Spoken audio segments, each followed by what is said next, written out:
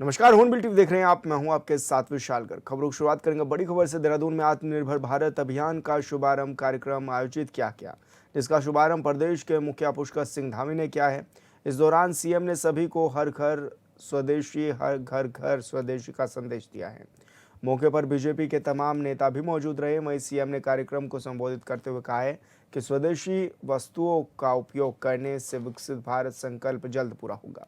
उन्होंने कहा है कि जीएसटी रिफॉर्म के बाद व्यापारी वर्ग और उपभोक्ता वर्ग में एक उत्साह दिखाई दे रहा है और पीएम मोदी ने देशवासियों से भी किया हुआ वादा निभाया है।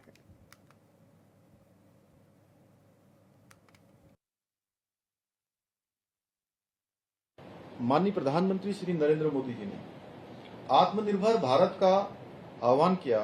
Vocal for local, make in India जैसे अनेक अभियान प्रारंभ किए। आज स्वदेशी का स्वरूप केवल खादी और दियों तक ही सीमित नहीं है, बल्कि अभी अभी हमने ऑपरेशन सिंदूर के दौरान देखा कि हमारे देश में स्वदेशी निर्मित ब्रह्मोस मिसाइल उसने पाकिस्तान के अंदर पूरी तरह से उनके सभी जो प्रमुख संस्थान थे, प्रमुख हवाई अड्डे थे, उनके डिफेंस के स्थान थे, सैन्य छावनियां थी या उनके एयरफोर्स के जितने भी बड़े स्थान थे, उन सभी को पूरी तरह से ध्वस्त किया। और इसने स्वदेशी की ताकत और आत्मनिर्भर भारत की ताकत, भारत की शक्ति से पूरी दुनिया को परिचित कराने का काम किया। इसके अतिरिक्त तेजस विमान है, सेमीकंडक्टर है, डिजिटल इंडिया, यूपीआई जैसी आधुनिक तकनीकी तक भी आज फैल चुका है। और कोविड संकट के समय में आप सब लोगों ने देखा था, जिस समय कोविड शुरुआत हुई थी, तो कोविड के समय में पीपीपी किट की जब आवश्यकता महसूस होने लगी, तो पीपीपी किट हम उसको भी आयात करते थे उस समय।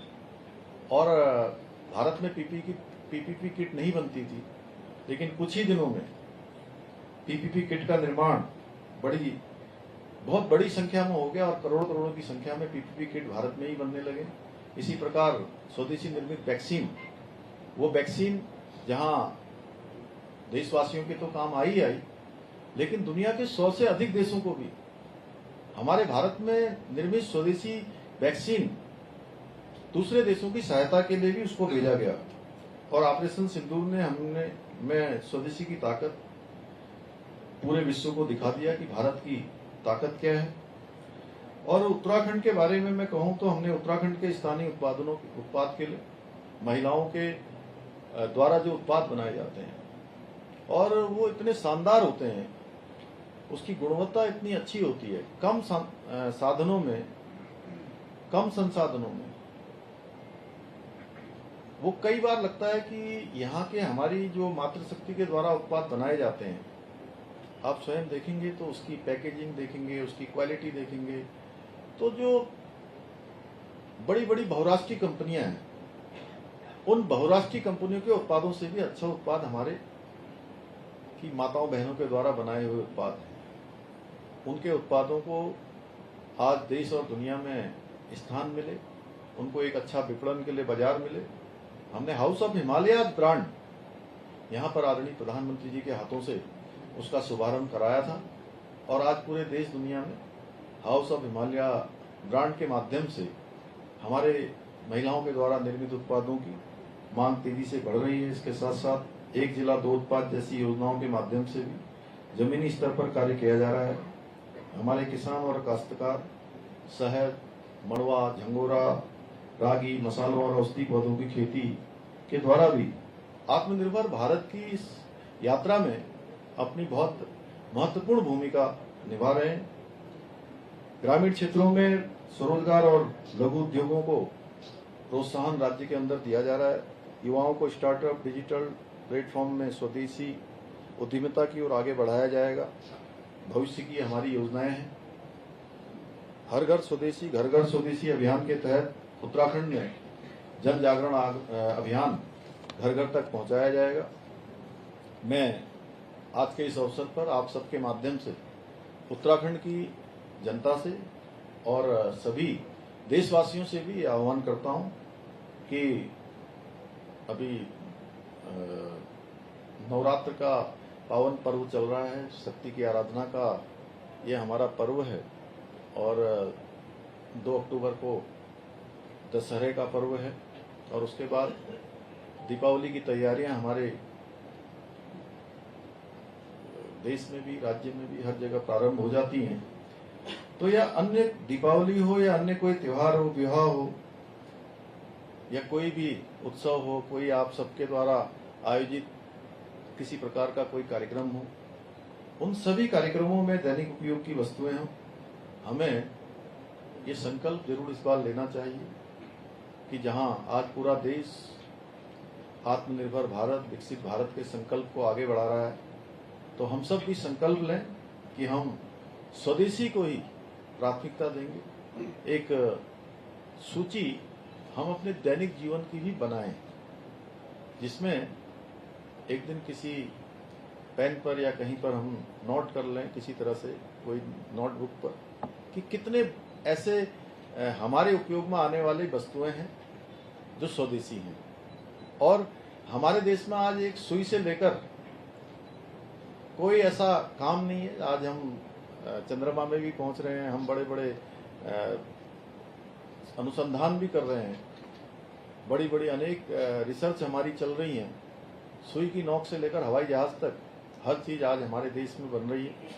तो हम स्वदेशी को ही अपनाएंगे और हमारे भाई बहन, व्यापारी भाई बहन भी गर्व से कहें कि यह स्वदेशी है।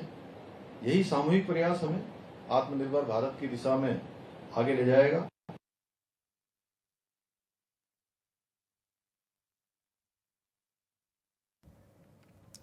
हरिद्वार के कोतवाली रानीपुर क्षेत्र में टेबड़ी में एक युवक ने मंगेतर से वीडियो कॉल पर बात करते हुए फांसी लगाकर आत्महत्या कर ली। नवीन नाम का ये युवक दोस्तों के कमरे पर पढ़ाई कर रहा था। वीडियो कॉल के दौरान फांसी लगाते हुए देख मंगेतर ने परिजनों को इसकी सूचना भी दी। पुलिस मामले की जांच कर रही है। आत्महत्या के कारणों का पता लगाया जा रहा है।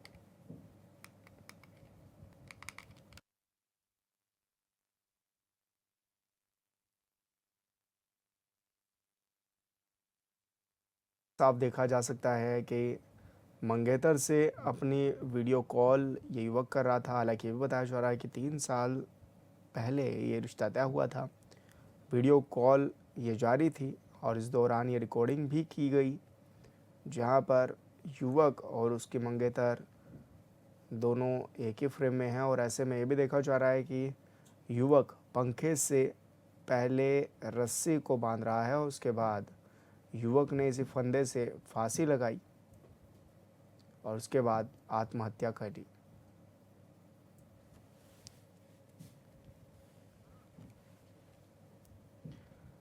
पेपर लीक मामले को लेकर हल्द्वानी में युवाओं का धरना प्रदर्शन लगातार जारी रहा, जिसको लेकर बुद्ध पार्क में प्रदर्शन कर रहे बेरोजगार युवाओं ने अनोखे अंदाज में विरोध प्रदर्शन किया। उन्होंने भैंस का पोस्टर लगाकर बीन बजाई और राज्य सरकार को जगाने का प्रयास भी किया है।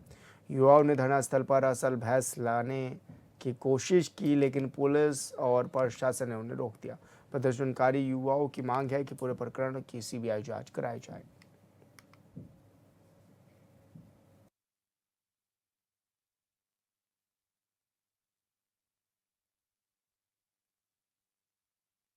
छात्रें अपनी वाजिब और जायज़ मांगें लोकतांत्रिक तरीके से सरकार के समक्ष रख रहे हैं और सरकार जो है उनकी अनसुनी कर रही है। इस तरीके से आज हमको एक लोकतांत्रिक तरीके से छात्रा आज जो है भैंस के आगे बीन बजाने का जो कार्यक्रम है उनके द्वारा आयोजित किया गया। और जो छात्रों की मांगें हैं, पहली मांग ये है कि जो सीबीआई जांच कंपलसरी होनी चाहिए और दूसरा है कि इस पेपर को निरस्त करके पुनः जो परीक्षा कराई जानी चाहिए। सर, काफ़ी टाइम से मैं यहाँ तैयारी कर रही हूँ। आज हमारा धरना प्रदर्शन का यहाँ बुद्ध पार्क का हल्द्वानी में चौथा दिन है। हमारी सरकार से ये मांग है या तो सीबीआई जांच हो या पेपर दोबारा रद्द हो, क्योंकि बच्चों का कहीं ना कहीं विश्वास अब टूट गया है सरकार से। तो सरकार से हम यही अपील करना चाहते हैं कि सीबीआई जांच कराओ या तो दोबारा पेपर दो। हम लोगों को अपनी मेहनत पर भरोसा है, हम लोग दोबारा पेपर देने के लिए तैयार हैं। सर, यहाँ पटवारी का पेपर 2 बार लीक हो चुका है। 2023 में भी पटवारी का पेपर लीक हो गया था। उसके बाद सरकार ने नकल विरोधी कानून निकाला, उसको कुछ फ़ायदा तो हुआ नहीं है। इस बार भी पेपर देने से पहले पेपर लीक हो चुका है। उसके बाद सरकार बोल रही है कि पेपर लीक नहीं हुआ है, सिर्फ बाहर आया है।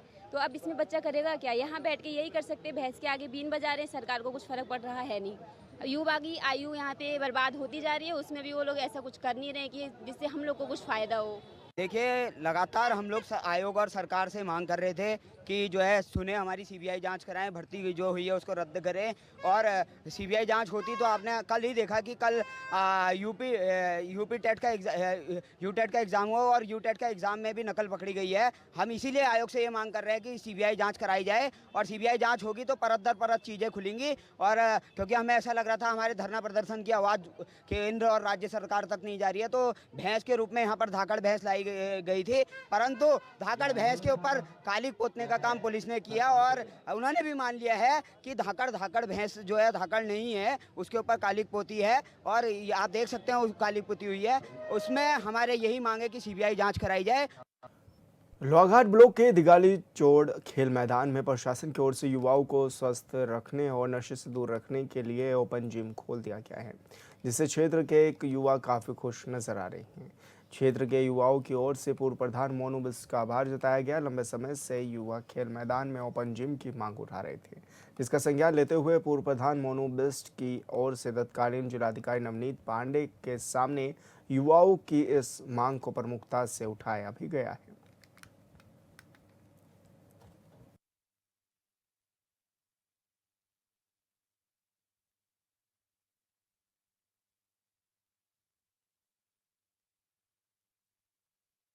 मैंने जीआईसी दिगाली चौर से 12th पास आउट किया, और हमारे मोनूदा जो कि पूर्व प्रधान रह चुके हैं, उनके प्रयासों से यहाँ पे जिम लगा हुआ है, जिसका फ़ायदा बच्चे उठा रहे हैं, जो कि उनके हेल्थ और फिटनेस के लिए बहुत ज़्यादा ज़रूरी है।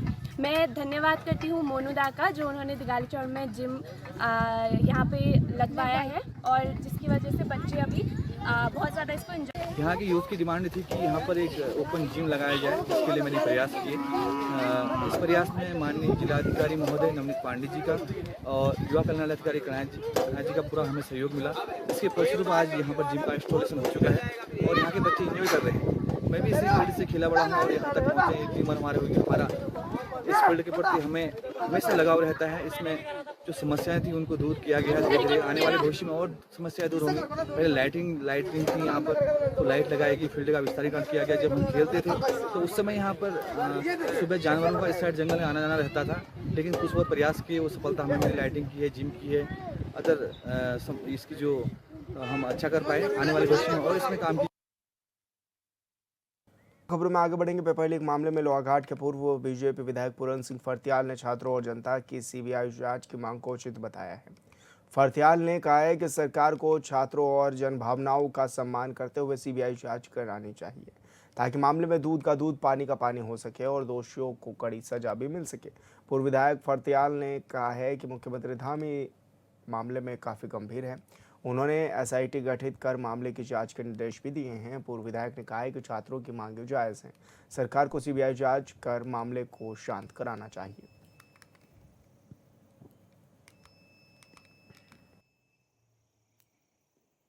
तो ये जो मामला हुआ है और यूके 80 में जो पेपर लीक की बात आई है और पूरे उत्तराखंड में छात्र बेरोजगार में जो आक्रोश है और एक जन आंदोलन पूरे उत्तराखंड में हुआ है, तो इसके लिए सरकार को चिंतन करना चाहिए और सरकार को ठोस कदम उठाने चाहिए। केवल एसआईटी जांच सरकार ने दी है वो एक अलग बात है, लेकिन जनभावना कहती है कि इसकी सीबीआई जांच हो। और जो इस बार का जो आंदोलन है वो एक जगह देहरादून या कहीं पर सेंट्रलाइज नहीं है और ये पूरे हर जिलों में 13 के 13 जिलों में आंदोलन हो रहा है।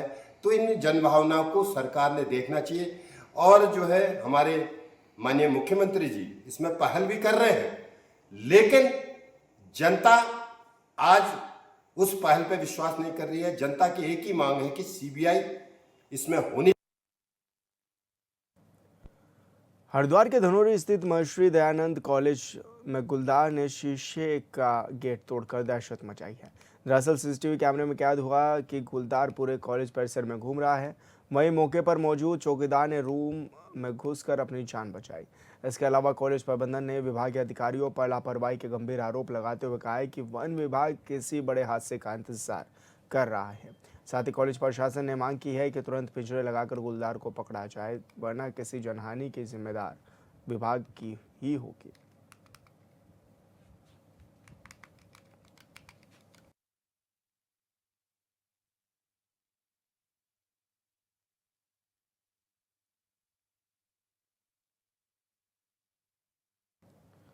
चंपावत जिले की लोहाघाट विधानसभा ने नेपाल सीमा से लगे निरिल ग्राम सभा के खेत तोक के ग्रामीण आज भी सुविधाओं से अभाव में जीवन यापन करने को मजबूर हैं। बता दें कि खेत लोहाघाट ब्लॉक का नेपाल सीमा से लगा पहला गांव है जो महाकाली नदी के किनारे बसा हुआ है। वही खेत के युवाओं का कहना है कि पिछले 5 महीने से गाँव में नेटवर्क नहीं है, जिस कारण ग्रामीणों को का लोगों संपर्क नहीं भी किया जा पा रहा है और ऐसे में कोई भी घटना या दुर्घटना होने की स्थिति में ग्रामीण किसी को सूचना भी नहीं दे सकते हैं और नेटवर्क ढूंढने उन्हें गांव से 3 से 4 किलोमीटर दूर आना पड़ता है। उन्होंने कहा कि आधुनिक युग में नेटवर्क न होना काफ़ी गंभीर विषय है।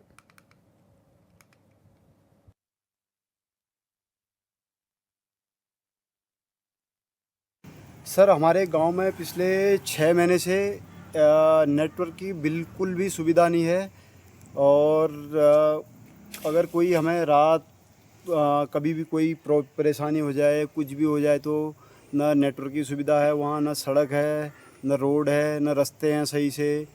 मेरी प्रशासन से यही अपील है कि प्लीज़ हमारे गांव का थोड़ा सा उस पर विचार किया जाए कि रास्ते, नेटवर्क, मेन सुविधा आजकल क्या है कि इतने डेवलप ज़माने में कि नेटवर्क बेसिकली मेन होता है जो हम एक दूसरे से संपर्क कर सकें।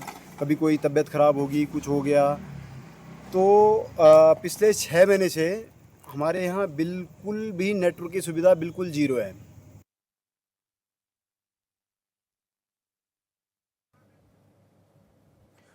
और संवाददाता लक्ष्मण बिष्ट हमारे साथ फोन लाइन पर जुड़ गए हैं। लक्ष्मण, कितनी दिक्कतें इन लोगों को होती है? नेटवर्क ना हो पाना अपने आप में एक बड़ी दुविधा है। जी, मैं बताना चाहूंगा जिस गांव में ना नेटवर्क हो, ना सड़क हो, ना चलने के लिए रास्ते हो तो कितनी कठिनाई का जीवन जो है ये ग्रामीण यापन कर रहे होंगे। जबकि पीएम मोदी का कहना है कि जो सीमांत के अंतिम गांव ने पहला गांव माना जाए और उनका विकास किया जाए, पर उसके बावजूद भी आज इन गाँव में सड़क ना होना, नेटवर्क ना होना और रास्ते ना होना, बच्चों को स्कूल जाने के लिए 7-7 किलोमीटर पैदल चलना, कोई मरीज होता तो उसे 4 किलोमीटर डोली से सड़क तक लाना, तो काफी कितनी समस्या है। सीमांत का पहला गांव जेल होगा, लोहाघाट ब्लॉक का जो है सीमांत खेत गांव है, तो ग्रामीणों की यही मांग है शासन प्रशासन से कि हमारे गांव में सुविधाओं का विस्तार किया जाए। लेकिन मामले में जिलाधिकारी चंपावत मनीष कुमार के द्वारा संज्ञान लिया गया। आज वो ग्रामीणों से मुलाकात कर रहे हैं और डीएम का कहना है जल्द ही वो खेत गांव जाएंगे और वहाँ कैंप लगाकर ग्रामीणों की समस्याओं का समाधान करेंगे। जी बिल्कुल लक्ष्मण, बहुत शुक्रिया आपका तमाम जानकारी साझा करने के लिए। 29 सितंबर को दुनिया भर में लोगों को जागरूक करने के लिए वर्ल्ड हार्ट डे मनाया जा रहा है। इस मौके पर शहर के वरिष्ठ हृदय रोग विशेषज्ञ डॉक्टर प्रकाश पंत ने बताया कि बदलती जीवन शैली और भागदौड़ भरी दिनचर्या के कारण हार्ट अटैक के मामले तेजी से बढ़ रहे हैं। उन्होंने कहा है कि स्वास्थ्य हृदय के लिए जीवन शैली में सुधार बेहद ज़रूरी है। संतुलित आहार, नियमित व्यायाम, धूम्रपान और शराब से परहेज के साथ ही तनाव मुक्त जीवन शैली ही हार्ट डिजीज से बचाव का सबसे प्रभावी तरीका है।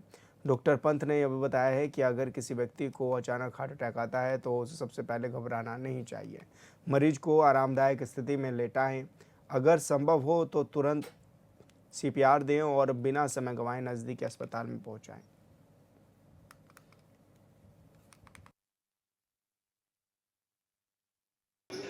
इसमें मैंने बताया जब हार्ट अटैक आता है तो कई बार एक हम कार्डियक अरेस्ट होता है हार्ट अटैक में। कार्डियक अरेस्ट जरूरी नहीं है कि हर कार्डियक अरेस्ट के पीछे हार्ट अटैक हो, ये एक मिसनोमर है। कार्डियक अरेस्ट कई और कारणों से भी हो जाता है। अगर कार्डियक अरेस्ट होता है, पेशेंट सडनली ड्रॉप कर जाते हैं, तो ऐसे में 1 महीने सीपीआर की प्रोसेस होती है, कार्डियो पल्मोनरी रिसस्किटेशन। अगर हम वो करते हैं तो हम मरीज़ की जान बचा लेते हैं। तो उस समय ये कि भाई डॉक्टर हर जगह अवेलेबल हो ये नहीं है, तो हमें जनरल पब्लिक में ही अवेयरनेस होनी चाहिए, उनको सीखना चाहिए कि भाई हम इस प्रोसेस को सीखें ताकि हम इमरजेंसी में सीपीआर करके मरीज़ को बचाने की कोशिश करें और उसके बाद उसको तत्काल हॉस्पिटल ले जाके आगे की कार्रवाई करें। नैनीताल के सुखाताल निवासी शिखा के घर के आंगन में मॉनिटर लिजर्ड दिखने से लोग दहशत में हैं। साइज में लगभग 3 फीट लंबी मॉनिटर लिजर्ड की आंगन में चहलकदमी से परिवार के लोग सदमे में हैं। क्षेत्रवासियों का कहना है कि ये 2 से 3 की संख्या में हैं जो कई दिनों से आसपास दिखाई दे रही हैं।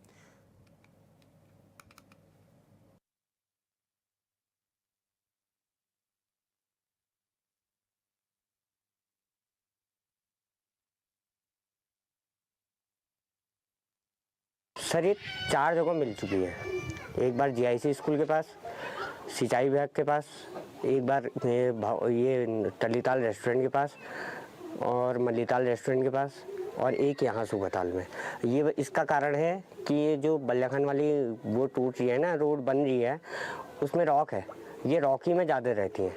इस चक्कर में वहाँ वाइब्रेशन हो रहा है, तो इस चक्कर में ही ऊपर को आ रही हैं। और ये नॉन पॉइजनस होती हैं, इससे कोई हार्म नहीं होता है। और क्या कहते हैं, ये चूहे, छिपकली, मेढक ये चीज़ खाती है।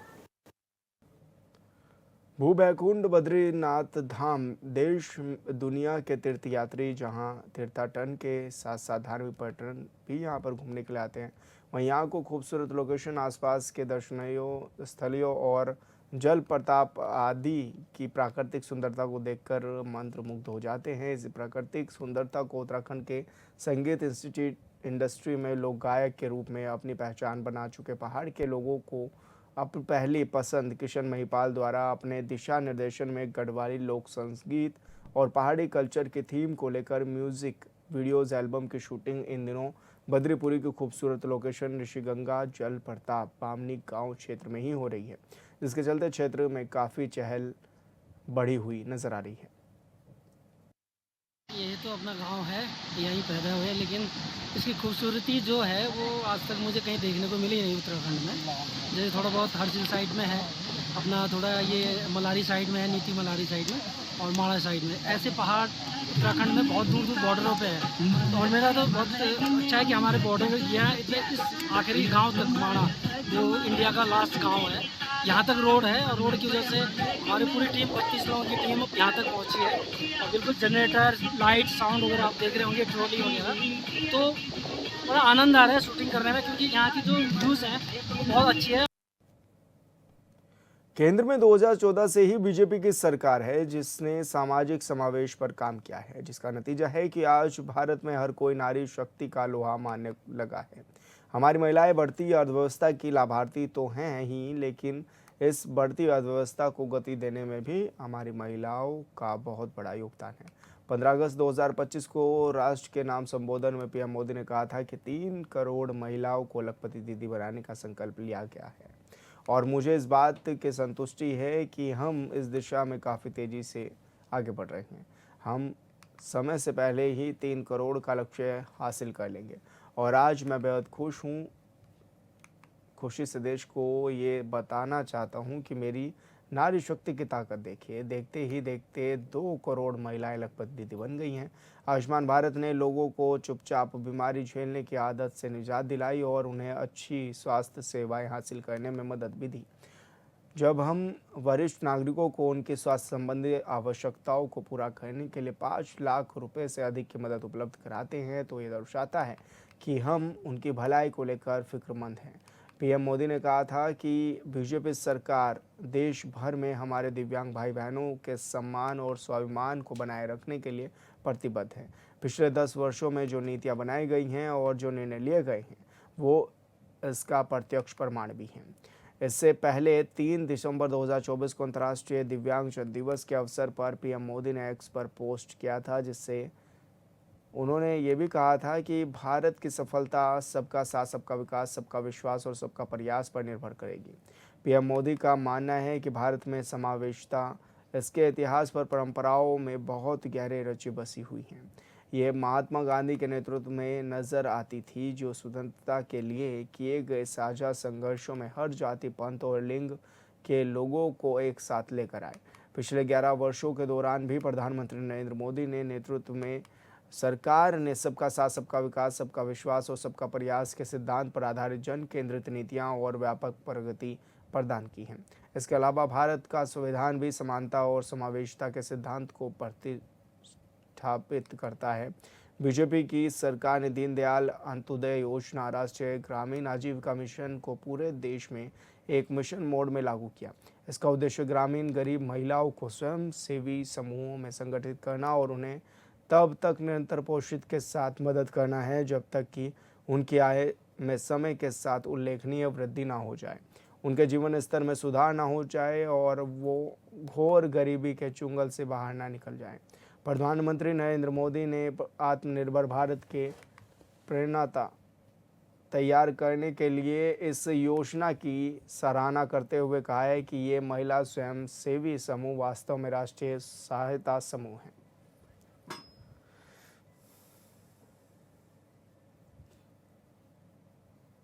और फिलहाल इस बुलेटिन में मेरे साथ इतना ही। आप देखते रहिए हॉर्नबिल टीवी। नमस्कार।